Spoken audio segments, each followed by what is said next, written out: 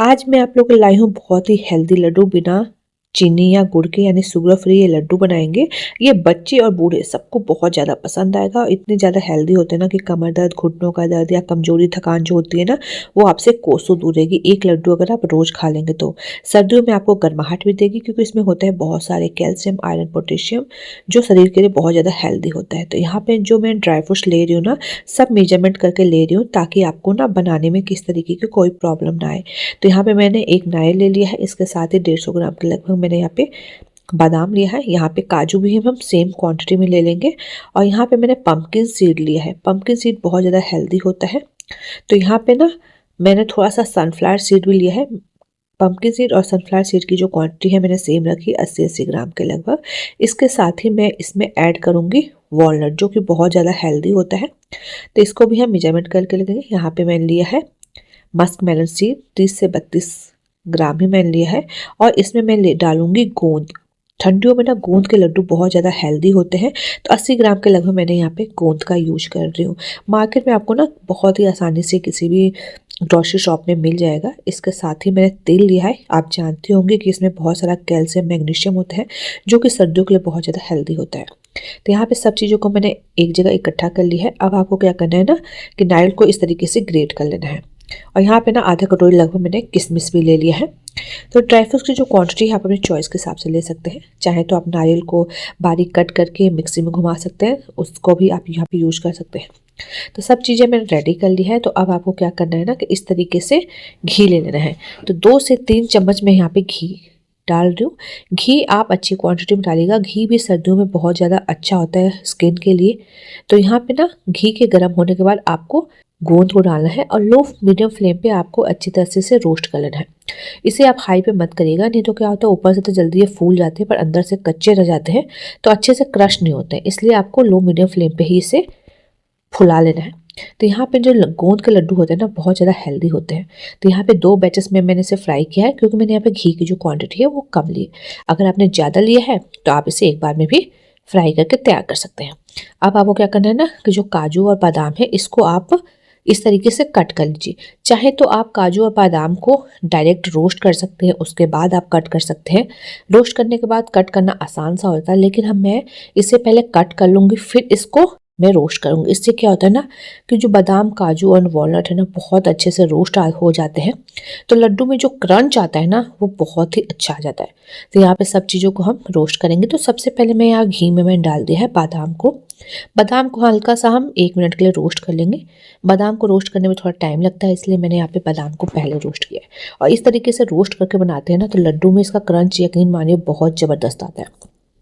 तो यहाँ पे अब मैंने काजू और वॉलनट को भी डाल दिया है और इसको भी हम हल्का सा भून लेंगे। यहाँ पे ना गैस की फ्लेम को लो ही रखिएगा और इसको आपको तब तक भूनना है जब तक कि जो काजू का जो कलर होता है ना हल्का सा पिंकिश ना हो जाए। इसके बाद आपको यहाँ पे किशमिश को डाल देना है। किशमिश को भी हम यहाँ पे रोस्ट कर लेंगे। तो सब चीज़ों को 3 से 4 मिनट के लिए लो फ्लेम पे भूनिएगा या तब तक ना जब तक इसमें से अच्छी सी हल्की सी सौंधापन का खुशबू आने लगे। तो इससे पता चल जाता है कि ये चीज़ें अच्छे से भून गई है। तो इसे हम अब निकाल लेंगे। जलनी बिल्कुल भी नहीं चाहिए। तो यहाँ पे आपको किसी भी बड़े से बर्तन में आपको निकाल लेना है। तो यहाँ पे मैंने इसे अलग कर लिया है। कढ़ाई में अब बिल्कुल भी घी नहीं है तो मैं यहाँ पे ड्राई रोस्ट कर रही हूँ नारियल को। और इसके साथ ही ना मैं इसमें ऐड कर दूंगी पॉपी सीड। 2 से 3 चम्मच आप यहाँ पे पॉपी सीड डाल सकते हैं। पॉपी सीड का ना टेस्ट और लुक बहुत ज़्यादा बढ़िया आता है। तो नारियल के साथ ही ये भी ड्राई रोस्ट हो जाएगा इसलिए आप इसको भी लो फ्लेम पे भून लीजिएगा। चाहे तो आप अलग अलग भी इन सब चीज़ों को भून सकते हैं, लेकिन पॉपी सीड को जब हम अकेले भूनते हैं ना उसको कढ़ाई में से निकालना थोड़ा दिक्कत का काम लगता है। लेकिन जब इस तरीके से हम नारियल के साथ रोस्ट करते हैं ना तो बहुत ही आसानी से निकल जाती है। तो यहाँ पे देखिए कलर चेंज हो गया पॉपी सीड का। तो हम यहाँ पे निकाल लेंगे। नारियल में भी हल्का सा क्रंच आ जाता है रोस्ट करने के बाद, तो लड्डू में इसका टेस्ट बहुत ज़्यादा ज़बरदस्त आता है। तो अब मैंने यहाँ पे सेम कढ़ाई में 1 चम्मच घी डाल दिया है। कम कम घी करके आपको थोड़ा थोड़ा डालना है और इन सब चीज़ों को अच्छे से रोस्ट कर लेना है। तो यहाँ पे अब मैं पंपकिन सीड को भी डाल दूँगी। और यहाँ पे सनफ्लावर सीड यानी सूरजमुखी का जो बीज होता है वो डाल दिया है। ये बहुत ज़्यादा हेल्दी होता है, ठंडियों में आपको ज़रूर ये सब चीज़ें लेनी चाहिए। मस्क मेलन सीड भी डाल दिया है और इन तीनों चीज़ों को आपको अच्छी तरह से भून लेना है जब तक कि आपको लगे ना कि चटकने सी नहीं लगी है या फिर हल्की सी खुशबू नहीं आने लगी है। जब ये भून जाती है ना तो इस पर से आपको हल्की सी चटचट की आवाज़ सी आने लगेगी और हल्के से फटने लगते हैं। साथ ही में अब जो भूनने के बाद ना मैंने यहाँ पे तिल डाल दिया है, सब चीज़ें एक साथ ही भून जाएगी। तो यहाँ पे घी में आपको तिल को भी भून लेना है। तिल का भी जो कलर है ना हल्का सुनहरा सा हो जाएगा, तब तक आपको भूनना है। यहाँ पे पूरे प्रोसेस में आप गैस की फ्लेम को लो करके ही भूनिएगा, नहीं तो अगर कुछ भी चीज़ें इसमें जल जाएगी ना तो टेस्ट भी अच्छा नहीं आएगा और कलर भी अच्छा नहीं आएगा, खाने में बिल्कुल भी अच्छा नहीं लगेगा। तो देख सकते हैं जो तिल का कलर है वो भी हल्का सा रेडिश सा हो गया है। इतना ही आपको पकाना है, इसके बाद आपको इसको भी निकाल लेना है।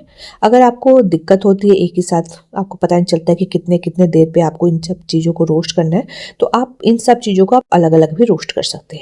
अब मैंने यहाँ पे लिया है, देख सकते हैं 600 ग्राम के लगभग डेट्स से हम ये बनाएंगे। तो यहाँ पे ना आपको सबसे पहले क्या करना है, उसके बाद मैंने बीज को निकाल लिया है तो यहाँ पे मैंने इसे अलग रख दूंगी। और यहाँ पे देख सकते हैं जो गोंद है ना हाथ से इस तरीके से क्रश हो जा रहा है। तो यहाँ पे इसको क्रश करने का दो ऑप्शन है, या तो आप डायरेक्ट इसे मिक्सी जार में डाल के हल्का सा पल्स मोड पे इसे चर्न कर लीजिए, या फिर आप किसी भी ग्लास या कटोरी से इस तरीके से आप इसे दबा प्रेस करते हुए आपको इसे बारीक सा कर लेना है। तो इस तरीके से बारीक करेंगे ना तो जब लड्डू का जो टेस्ट आता है ना वो बहुत ज़्यादा बढ़िया आता है। तो यहाँ पे अब आपको क्या करना है कि जो डेट्स है इसको भी आप 2 या 3 बैचेस में अच्छे से ग्राइंड कर लीजिए, इस तरीके से ये स्मूथ सा हो जाता है। अब सेम कढ़ाई में आपको डाल देना है घी के गर्म होने के बाद ना आपको यहाँ पे डेट्स को डाल देना है। डेट्स को हम जब हल्का सा भून लेते हैं ना तो बहुत ज़्यादा ये सॉफ्ट से हो जाते हैं, तो लड्डू बांधने में कोई भी प्रॉब्लम नहीं आती। अगर इसमें कोई बीज वगैरह आ जाए तो आप उसे निकाल लीजिएगा। और यहाँ पे ना 1 से 2 मिनट के लिए हल्का सा हम इसे गर्म कर लेंगे, अच्छी तरह से चलाते हुए आपको इसे गर्म कर लेना है। आप देख सकते हैं अच्छे से सॉफ्ट हो गया। तो यहाँ पे जो ड्राई फ्रूट्स है इसको एक बार आप अच्छी तरह से इस तरीके से मिक्स कर लीजिए ताकि जो सब चीज़ें आपने ली है ना वो हर जगह आ जाए। इसके बाद आपको यहाँ पे डेट्स को डाल देना है। और यहाँ पे जो डेट्स है ना वो बहुत ज़्यादा गर्म है, तो आप चाहें तो चम्मच की हेल्प से या फिर हल्के हाथों से आप इसे मिक्स करिए। तो यहाँ पे आपके हाथ जले नहीं, इस बात का आपको ध्यान रखना है। यहाँ पे हल्का सा ठंडा हो गया है तो मैं इसे हाथ से इसलिए मिक्स कर रही हूँ ताकि बहुत अच्छे से हर जगह मिक्स हो जाए। तो मिक्स होने के बाद आप देख सकते हैं बहुत अच्छे से ये बाइंड हो जा रहा है। चाहे तो आप इस स्टेज पे थोड़ा सा घी भी डाल सकते हैं, पर मैंने घी यहाँ बहुत ज़्यादा यूज नहीं किया है। बस हल्के हाथों से इस तरीके से आपको लड्डू बांध लेने हैं। लड्डू की जो साइज होती है ना आप अपनी चॉइस के हिसाब से, चाहे इतने या इससे छोटे या बड़े, जिस साइज की भी आपको चाहिए उस तरीके से आप लड्डू को बांध दीजिए। सारे लड्डू बहुत ही आसानी से बन जाते हैं, बस हल्का सा जो लास्ट में बचता है ना उसको बांधने में थोड़ी सी प्रॉब्लम होती है। तो यहाँ पे मैं आपको दिखाती हूँ कि लड्डू कितने ज़्यादा अच्छे बन के तैयार हुए, बहुत ज़्यादा क्रंची और डिलीशियस, बिल्कुल परफेक्ट रेशो के साथ मैंने आपको ये वीडियो शेयर की है। अगर इस रेशो के साथ बनाएंगे तो कोई भी दिक्कत नहीं आएगी। और यहाँ पे मैं आपको मेजरमेंट करके दिखाती हूँ कि यहाँ पे मैंने 1.5 किलो के लगभग ये लड्डू बना के तैयार किया कि 1300 ग्राम है और 4 से 5 लड्डू तो पहले ही बनते ही चट हो गए। तो ये जो इतनी क्वांटिटी है ना आप मार्केट में आपको 2000 से 2500 का मिलेगा, लेकिन घर पे आप मुश्किल से 500 रुपये में बना के तैयार कर सकते हैं थोड़ी सी मेहनत के साथ। तो फ्रेंड्स इस रेसिपी को जरूर ट्राई करिए और पसंद आए तो प्लीज़ मेरे चैनल को लाइक शेयर और सब्सक्राइब करना ना भूलें। Thank you.